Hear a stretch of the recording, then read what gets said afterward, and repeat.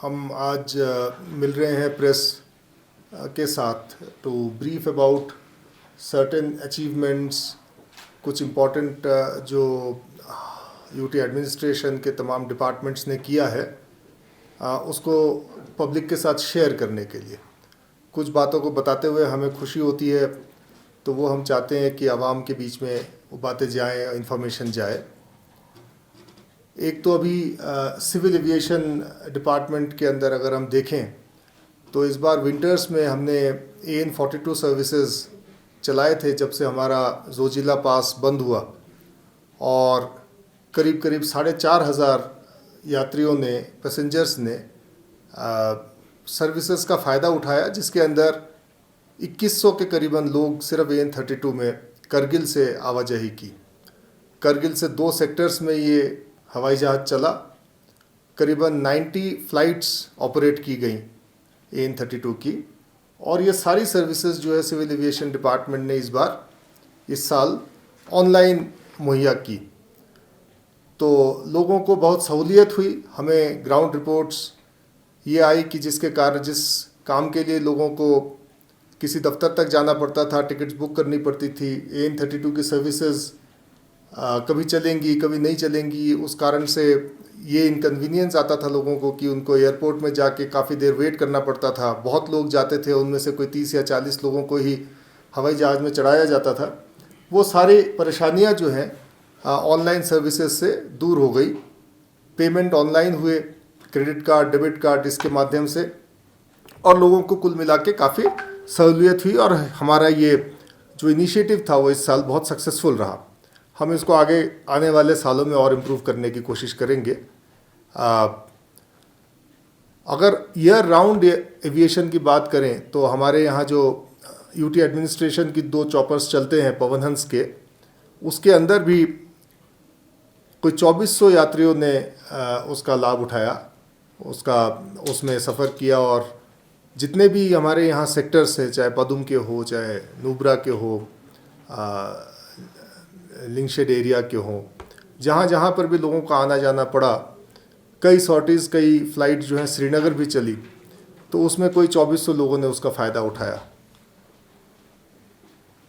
AN32 की service की बात अगर करूं तो उसमें हमें एक इंटरेस्टिंग, चूँकि सर्विसेज ऑनलाइन है तो इंटरेस्टिंग आंकड़ा भी सामने आया।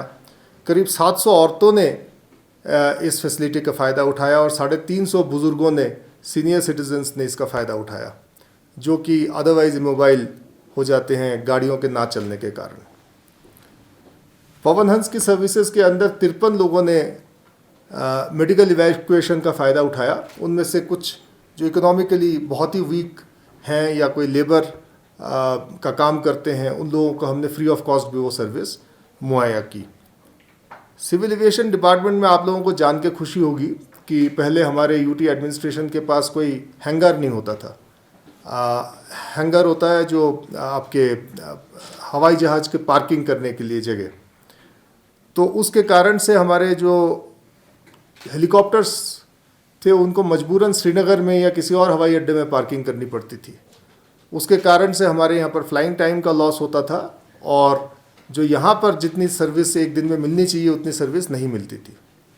हमारे 2 हैंगर्स अब यूटी एडमिनिस्ट्रेशन में बन रहे हैं, बड़े बड़े, एक करगिल में और एक ले में। ले वाला हैंगर इस साल बन चुका है, और इस साल आपने देखा होगा कि हमारे दोनों हवाई जहाज़ पवनहंस के, वो दोनों इस हैंगर में रहे और उनको श्रीनगर जाने की ज़रूरत नहीं पड़ी। दोनों की पार्किंग यहीं रही। इस साल अगले आने वाले 2 या 3 महीने के अंदर अंदर हमें उम्मीद है कि करगिल के अंदर भी जो हैंगर की कंस्ट्रक्शन चल रही है वो पूरी कर ली जाएगी। उसके अलावा मैं आपको बताना चाहता हूं कि यूटी एडमिनिस्ट्रेशन आवाम के फ़ायदे के लिए कोई 42 हेलीपैड्स बना रही है, जो कि लोगों के आवाजाही के लिए फ़ायदा करेगी। डिज़ास्टर मैनेजमेंट के टाइम पे कोई अगर डिज़ास्टर किसी एरिया में आता है तो वहाँ फ़ायदा करेगी। उन 42 हेलीपैड्स के अंदर हम लोगों ने 12 हेलीपैड्स में काम ख़त्म कर दिया है। उसके अंदर कुछ एडिशनल फैसिलिटीज़, लोगों के बैठने वगैरह की जगह भी बनाई जाएगी। बट अभी लैंडिंग के हिसाब से 12 हेलीपैड्स हमारे MI-17 लेवल की लैंडिंग्स करने के लिए तैयार हैं, और हमें उम्मीद है कि इस साल वर्किंग सीज़न के अंदर जितने भी बाकी के हेलीपैड्स हैं वो भी यूटी एडमिनिस्ट्रेशन तैयार कर लेगी। पहले तो इंफ्रास्ट्रक्चर डेवलपमेंट काफ़ी हुआ रूरल डेवलपमेंट सेक्टर में, गाँव में, पंचायतों में कई इंफ्रास्ट्रक्चर हमने इस बार कंप्लीट किए। कोई 55 रूरल रोड्स हमने कंप्लीट किए पूरे लद्दाख के अंदर। 29 पब्लिक लाइब्रेरीज़ अलग अलग गाँवों में बनाए गए। उन पब्लिक लाइब्रेरीज़ का सिविल वर्क कंप्लीट हो चुका है। अंदर की फर्निशिंग का काम वगैरह अभी हाल ही में ख़त्म कर दिया जाएगा, और जो गांव देहात में लाइब्रेरी का फ़ायदा उठाना चाहते हैं, किताबें पढ़ना चाहते हैं, इवन कंप्यूटर पर काम करना चाहते हैं, वो भी उन लाइब्रेरीज़ में आके फ़ायदा ले सकते हैं। हमारे जहाँ जहाँ पर बीडीओज़ और बीडीसीज़ के, ब्लॉक डेवलपमेंट काउंसिल के चेयरपर्सन्स और ब्लॉक डेवलपमेंट ऑफिसर्स की कमी थी, वो स्पेशल डेवलपमेंट पैकेज के ज़रिए से बनाए गए। उसके अंदर 15 बीडीसी और बीडीओ ऑफिसर्स में काम कंप्लीट हो चुका है और वो रेडी हो चुके हैं। जहाँ जहाँ पर पंचायत घरों की कमी थी, कोई 27 पंचायत घरों की कमी थी, उन 27 पंचायत घरों में काम चल रहा है। उसके अंदर से 12 पंचायत घर कंप्लीट कर दिए हैं। 12 कम्युनिटी हॉल, जो लोगों के फ़ायदे की चीज़ है, कम्युनिटी के इकट्ठा होने की चीज़ है, सोशल गैदरिंग्स जहाँ होती है गांव देहात में, वहाँ पर कोई 12 कम्युनिटी हॉल्स जो हैं रूरल डेवलपमेंट डिपार्टमेंट ने इस साल कंप्लीट कर दिए हैं। इसके अलावा सॉलिड वेस्ट मैनेजमेंट पे हमारा काफ़ी ध्यान है, फोकस है, क्योंकि लद्दाख को हमने क्लीन रखना है। लद्दाख के सिर्फ टूरिस्ट एरियाज़ को ही नहीं, सिर्फ मार्केट्स को ही नहीं, बट गांव देहात को भी क्लीन रखना है। अपने घर के इर्द गिर्द सारी जगहों को क्लियर करना है, लिटरिंग नहीं होने देनी है, प्लास्टिक का फैलाव नहीं होने देना है। तो उसके लिए इस साल हमने स्वच्छ भारत मिशन ग्रामीण में ये तय किया है कि हर ब्लॉक में एक सॉलिड वेस्ट मैनेजमेंट शेड जो है बनेगा, जिसके अंदर प्लास्टिक वेस्ट, सॉलिड वेस्ट का सेग्रीगेशन होगा और डिस्पोजल होगा। उस तरह के 10 शेड इस साल कंप्लीट कर दिए गए हैं। तो उसके अंदर कईयों में मशीनरी इक्विपमेंट आ चुकी है। करगिल के जितने भी शेड्स हैं उन सब के लिए मशीनरी इक्विपमेंट भी आ चुकी है, जिसके अंदर प्लास्टिक बेलिंग मशीन होती है, कंप्रेसिंग मशीन होती है। जो गार्बेज कलेक्शन की गाड़ियां हैं, ऐसी 11 गाड़ियां खरीदी गई हैं, जिसके अंदर सेग्रीगेटेड वेस्ट डिस्पोजल जो है house to house, from house to house collect किया जाएगा। उसका एक प्रॉपर मैकेनिज़्म पे रूरल डेवलपमेंट डिपार्टमेंट काम कर रहा है, और हम चाहते हैं कि पब्लिक की सहयोग से, पब्लिक के सहायता से हम हर गांव को सॉलिड वेस्ट से कम्प्लीटली मुक्त कर देंगे इस साल के एंड तक। तो इसके अंदर हमारे जो आवाम है उसको भी डिपार्टमेंट की एक्टिविटीज़ के साथ कोऑपरेट करना पड़ेगा, और जो भी मोडालिटीज़ डिपार्टमेंट बनाएगा उसके तहत एक कोऑपरेटिव मिशन मोड में हमने अपने लद्दाख को साफ रखने का जो काम है उसको अंजाम देना है। हमने रूरल डेवलपमेंट डिपार्टमेंट में यूटी एडमिनिस्ट्रेशन ने जो ग्रासरूट डेमोक्रेसी है उसको किस तरीके से सशक्त किया जाए, एम्पावर किया जाए, उस पर भी काफ़ी काम किया है। बहुत सारी ट्रेनिंग्स कराई गई हैं, बीडीसी चेयरपर्सन्स की ट्रेनिंग्स हुई हैं, एक्सपोजर विजिट्स हुए हैं, सरपंचों की ट्रेनिंग्स हुई है। हमारे बीडीसी चेयरपर्सन्स NIRD हैदराबाद जाके ट्रेनिंग करके आए हैं। हमारे जो LHDC के काउंसलर्स हैं वो भी एक्सपोजर विजिट्स और ट्रेनिंग्स पे गए हैं। हमारे सरपंच जो हैं वो NIRD हैदराबाद से भी उन्होंने ट्रेनिंग करी है, और देहरादून में भी जाके पिछले साल ट्रेनिंग करी है, बेस्ट प्रैक्टिसेस को देखा है। उसके साथ साथ जो ये ट्रेनिंग्स हो रही हैं उसके साथ साथ हमें उनको इकोनॉमिकली, फाइनेंशियली भी एम्पावर करने की कोशिश की है। ब्लॉक डेवलपमेंट काउंसिल्स को पिछले फाइनेंशियल में 1 करोड़ रुपया दिया गया था फॉर डेवलपमेंटल एक्टिविटीज़, और हमें बताते हुए खुशी होती है कि 31 करोड़ के अंदर से करीब करीब 20 करोड़ रुपए का सक्सेसफुल एक्सपेंडिचर ब्लॉक्स में हुआ है। और उन्होंने, ब्लॉक्स ने अपने ऑटोनॉमी से, अपने डिसीजन से अपने ब्लॉक्स के अंदर डेवलपमेंट एक्टिविटीज़ टेकअप की है। वो उसी तरीके की फंडिंग इस साल फिर से होगी। हर ब्लॉक को 1-1 करोड़ रुपए का मेजर वर्क्स में पैसा दिया जाएगा। उसके अलावा इस साल जो माइनर वर्क्स होते हैं, रिपेयर वर्क्स होते हैं, मेंटेनेंस के वर्क्स होते हैं, उसको करने के लिए भी हर ब्लॉक को 20 लाख रुपए की राशि दी जाएगी। हमने सोचा पिछले साल के ब्लॉक्स तक तो हम पहुंच गए हैं, मगर ग्राम पंचायत तक सरपंचों को भी हमें फाइनेंशियली एम्पावर करने की ज़रूरत है। तो उसमें इस साल हर ग्राम पंचायत को 3 लाख रुपए की राशि जो है मेंटेनेंस एंड रिपेयर वर्क्स में दिया जा रहा है, और जिससे कि हर ग्राम पंचायत जो है अपने वहाँ पर जो एसेट्स वगैरह पुराने बने हुए हैं उनको परफेक्ट शेप में रख पाए। उसी तरीके से हर ग्राम पंचायत को डेवलपमेंटल वर्क्स के लिए 20 लाख रुपए की राशि दी जा रही है, जिसके लिए ग्राम पंचायत अपनी मीटिंग्स करेंगे, ग्राम सभा में प्लान्स डिस्कस करेंगे और डिवाइस करके उसके बाद इस खर्चे को करेंगे। उम्मीद की जाती है कि इस तरह के फाइनेंशियल एम्पावरमेंट से हमारे जो ग्रास रूट डेमोक्रेसी है वो अपने डिसीजन से डेवलपमेंटल एक्टिविटीज़ या लोकल नीड्स के हिसाब से इंटरवेंशन कर पाएंगे। इंडस्ट्रीज़ की बात अगर हम करें तो आप सब लोगों ने देखा होगा कि industries department from time to time बहुत तरह के कैपेसिटी बिल्डिंग की कोशिश करती रही है। हैंडलूम, हैंडीक्राफ्ट और फूड प्रोसेसिंग सेक्टर पे हमारा जोर रहा है। हर साल की तरह इस साल भी हम लोग दिल्ली हाट गए थे और हमारे आर्टिजन्स जो हैं कोई 72 artisans, almost equal numbers from Leh and Kargil participated in Delhi हाट।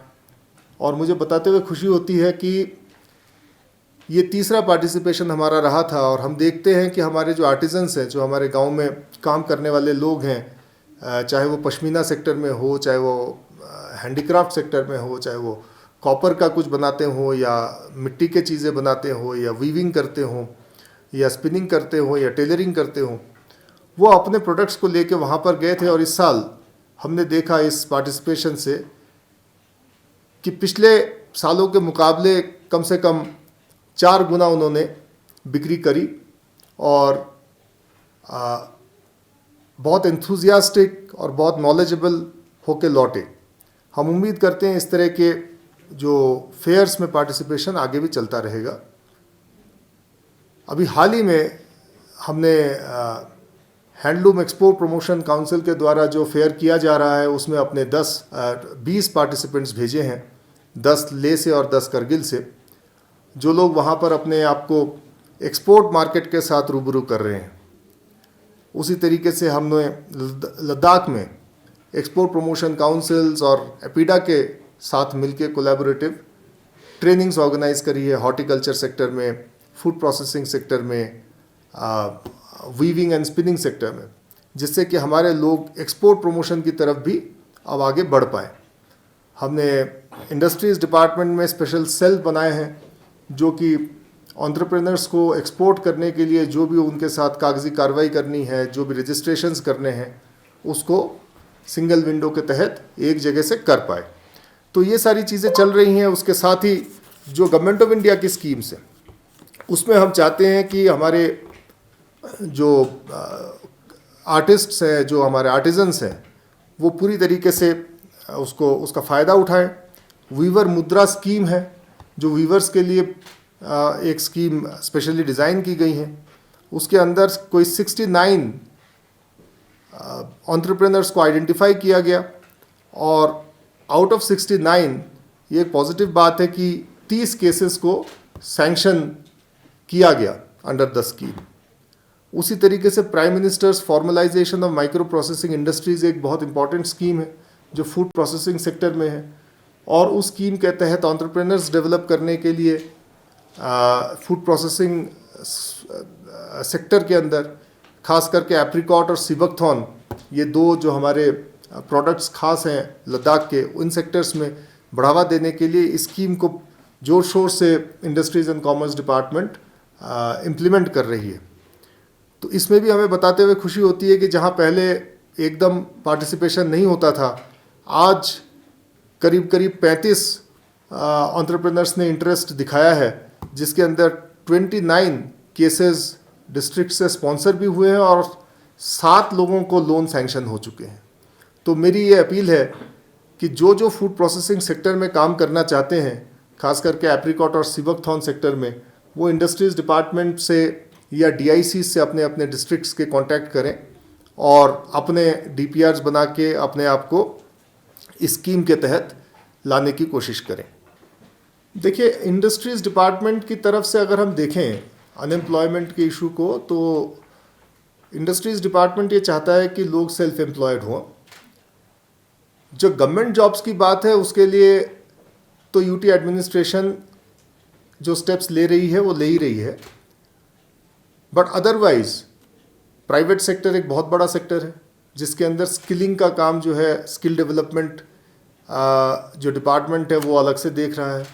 कुछ स्किल डेवलपमेंट एक्टिविटीज़ जो है IT डिपार्टमेंट भी कर रहा है IT सेक्टर के अंदर। उसके अंदर एक ESDM स्कीम है जिसके तहत करीबन 450 यूथ ने यहाँ पर ट्रेनिंग ली है, जो अनएम्प्लॉयड ही नहीं बट किसी न किसी स्टेज पे ड्रॉप आउट्स भी रहे हैं, तो उन्होंने भी ट्रेनिंग्स ली हैं, उनकी सर्टिफिकेशंस भी हुई हैं। तो वो है प्राइवेट सेक्टर में जाने के लिए एक जगह। उसी तरीके से UT एडमिनिस्ट्रेशन बनने के बाद बहुत एरियाज़ में ऐसे स्कोप आए हैं जो यूजुअली गवर्नमेंट स्कोप में नहीं आते हैं। वहाँ पर आउटसोर्सिंग के ज़रिए से करीबन 700 यूथ को नौकरियाँ मिली हैं और वो लोग अपने टैलेंट से कंट्रीब्यूट कर रहे हैं इस यूनियन टेरिटरी को डेवलप करने में। उनका भी एक कंट्रीब्यूशन है इन हमारे यहाँ के यूथ का। उसके अलावा जो हम इंडस्ट्रीज़ डिपार्टमेंट से देखें कि हम कैसे इनको सेल्फ एम्प्लॉयमेंट की तरफ यूथ को लेके जाए, उसके लिए हम एक्सपोर्ट के अंदर कैसे इनको लेके जाए, कैसे और प्रोडक्शन की तरह, जैसे मैंने अभी आपको बताया फूड प्रोसेसिंग सेक्टर के अंदर union territory of Ladakh has unique products. Seabuckthorn, we are producing 70% of the country seabuckthorn. We are the India के अंदर we are the only producer of original pashmina, है कि नहीं। सो इसके अंदर वैल्यू एडिशन जो है लद्दाख के यूथ ज़्यादा से ज़्यादा कर पाए, उसके लिए हम ट्रेनिंग्स ऑर्गेनाइज करा रहे हैं।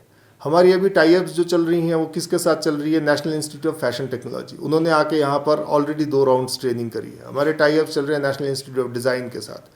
हमारे टाई-अप्स फूड प्रोसेसिंग सेक्टर में चल रही है निफ्टिम के साथ, जो हिमाचल प्रदेश में IHBT है उसके साथ, जो CSIR के लैब्स हैं। तो ये लोग आ रहे हैं टाइम टू टाइम, जो इंटरेस्टेड यूथ है, जो अपना सेल्फ एम्प्लॉयमेंट, बल्कि एम्प्लॉयमेंट लेना नहीं, वो बल्कि एम्प्लॉयमेंट देने की बात कर रहे हैं। वो कह रहे हैं हम अपना एक छोटा सा यूनिट सेटअप करेंगे, उसके अंदर 10 लोगों को रखेंगे, 20 लोगों को रखेंगे, we will become entrepreneurs, businessman. तो कुछ यूथ ने बहुत अच्छा काम किया ऑलरेडी लद्दाख में, करगिल से भी बहुत अच्छा काम किया, कुछ ने लेह से भी बहुत अच्छा काम किया। हम चाहते हैं ज़्यादा से ज़्यादा लोग एम्प्लॉयमेंट देने के काबिल भी बने, और जितनी भी हम लोग कोशिश कर रहे हैं, चाहे वो ट्रेनिंग इंस्टीट्यूशंस को लाएं, चाहे हम यहाँ पर क्या बोलेंगे उसको, इंस्टीट्यूशनल कैपेसिटी डेवलप करें। जैसे हॉर्टिकल्चर के अंदर प्लांटेशंस, फार्म्स, डेमोन्स्ट्रेशन फार्म्स भी बनाए जा रहे हैं, कॉमन फैसिलिटी सेंटर्स भी बनाए जा रहे हैं। हॉर्टिकल्चर डिपार्टमेंट भी कुछ कर रहा है, इंडस्ट्रीज़ डिपार्टमेंट PMFME में इंक्यूबेशन सेंटर्स बना रहे हैं। ये इसीलिए बनाए जा रहे हैं कि यूथ जो है आके इनका फ़ायदा उठाए और इसके अंदर अपने एक्सपेरिमेंट्स करे, अपने आइडियाज़ को डेवलप करे और अपने बिजनेसेस को चालू करे।